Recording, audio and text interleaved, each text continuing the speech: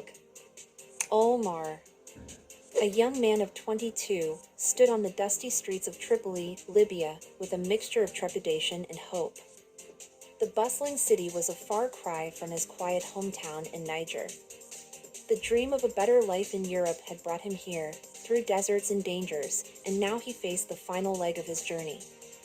His savings, gathered through years of hard work, were almost depleted, and he knew the risks that lay ahead. But the promise of a future free from poverty and instability fueled his determination. Leaving home. Omar's journey began in Agadez, a city known as the gateway to the Sahara. With a small backpack and a heart full of dreams, he joined a group of migrants. They boarded a ramshackle truck, packed tightly like sardines, and set off across the endless expanse of the desert.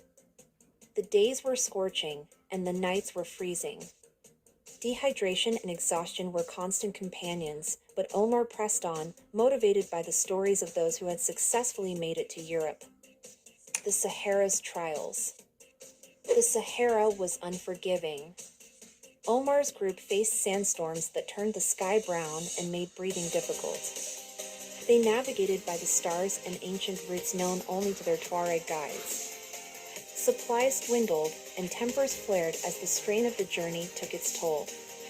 Omar befriended a fellow traveler, Fatima, a young woman from Mali. Together, they shared what little food they had and supported each other through the darkest hours. Reaching Libya. After weeks of perilous travel, Omar and his companions reached Sava, a city in southern Libya. It was a hub of human trafficking and lawlessness, but also a place where migrants could find smugglers to take them further north.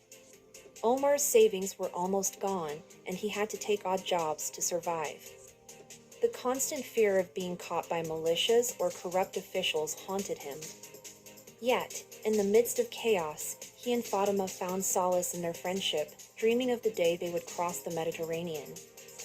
The coastline of hope. Tripoli, the Libyan capital, was a city on edge, with clashes between rival factions a daily occurrence. Omar and Fatima made their way to the coast, where they met with a smuggler who promised them passage to Europe for a hefty fee. The sight of the sea filled them with a mix of hope and dread. They had heard countless stories of boats capsizing and people drowning, but the alternative was to stay and risk their lives in a war-torn land. The Mediterranean crossing. On a moonless night, Omar and Fatima boarded a flimsy rubber boat with dozens of other migrants. The Mediterranean was a vast, black expanse, and the boat was overcrowded and leaking. Fear gripped Omar as waves crashed over the sides. For hours, they drifted, with only the stars and the distant lights of Europe to guide them.